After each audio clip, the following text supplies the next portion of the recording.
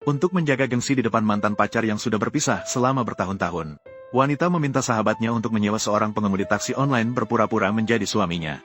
Sahabatku juga orang sungguhan. Dia bahkan sudah menyiapkan sekotak telur sebelumnya. Dia langsung melemparkan telur ke mantan pacar wanita itu. Tapi ketika dia melempar, pria itu malah menghindar. Sahabatnya yang tidak terima memaksa wanita itu untuk melempar bersamanya. Wanita itu mengambil sebutir telur dan melemparkannya ke arah pria itu sambil menutup mata. Tak disangka, telur itu tepat mengenai dahi pria tersebut. Sahabatnya melihat dengan ekspresi terkejut. "Yinyin, kamu melemparnya, tapi dia tidak menghindar. Aku sudah agak terpukul melihat kalian berdua." Sebenarnya wanita dan pria itu adalah pasangan yang sangat cinta satu sama lain. Keduanya sudah sampai pada tahap membahas pernikahan. Namun pada hari itu, seorang wanita kaya raya mendatanginya. Dia mengatakan bahwa dia dan pria itu sudah menetapkan tanggal pernikahan. Kebetulan, siang itu dia mendengar pria itu berkata bahwa pernikahan seharusnya setara. Namun, dia adalah seorang gadis yang berasal dari desa. Jadi, dia dengan tegas memilih untuk berpisah. Tanpa dia sadari, kata-kata pria itu setelahnya adalah dia akan memilih untuk menikah dengan orang yang dicintainya. Namun selama ini, wanita itu selalu salah paham bahwa pria itu bersamanya hanya untuk kesenangan sesaat.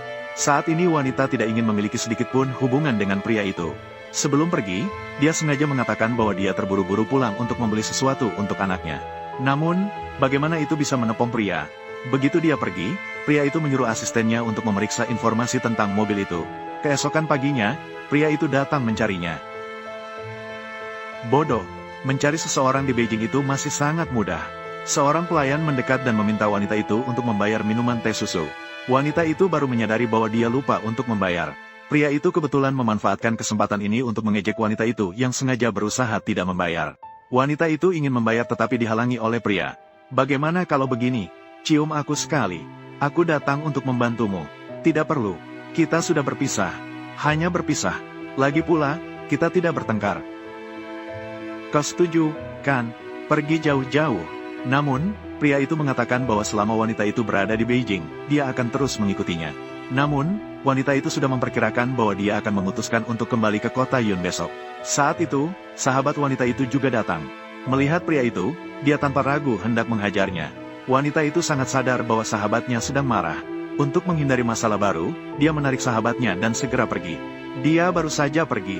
Pria itu kemudian menyuruh asistennya untuk menginvestasikan 50 miliar di kota Yun untuk mengembangkan proyek desa wisata.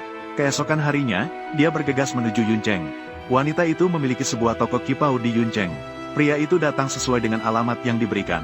Dia kebetulan melihat wanita itu berbincang dan tertawa dengan seorang pria. Ini membuatnya merasa sangat jengkel. Melihat pria itu ternyata mengejar wanita di Yuncheng, dia benar-benar kehabisan kata-kata.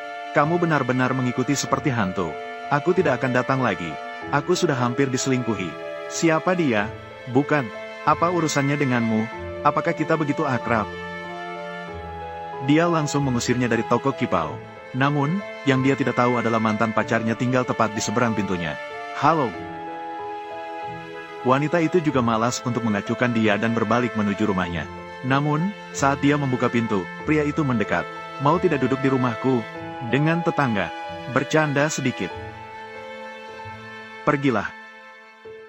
Lagi pula, dia tidak akan bisa pergi jauh. Wanita itu sudah merasa gelisah. Namun, setibanya di rumah, suara bising terus muncul dari atas. Dia benar-benar tidak tahan dan langsung pergi untuk menyelesaikannya. "Ada apa? Tidak tahan lagi. Tidak tahan denganmu." Wanita itu berdiri diam dan pergi ke atas.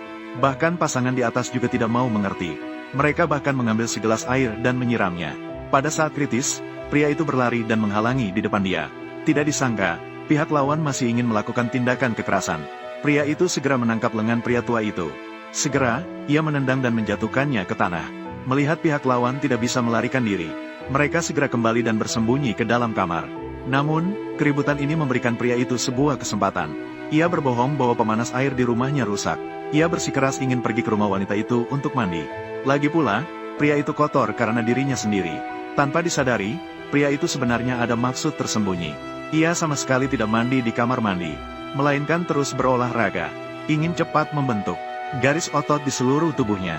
Setelah semuanya siap, ia berniat untuk menggoda wanita itu. Itu juga bagus. Di rumah tidak ada jejak pria asing. "Kamu sudah selesai mandi, kan? Setelah mandi, pulanglah ke rumahmu.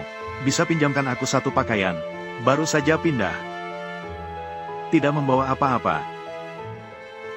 Setelah berganti, segera pergi. Pria itu sama sekali tidak menyangka. Wanita itu sama sekali tidak terpengaruh oleh semua ini. Jangan-jangan masalahnya ada pada gaya rambutnya.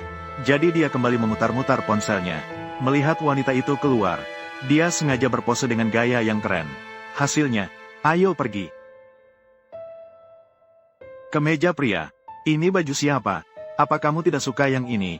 Tidak masalah, aku masih punya yang lain. Aku akan memberimu penggantinya. Jangan sengaja membuatku kesal. Kamu tahu itu. Aku mudah mengsiska orang saat marah.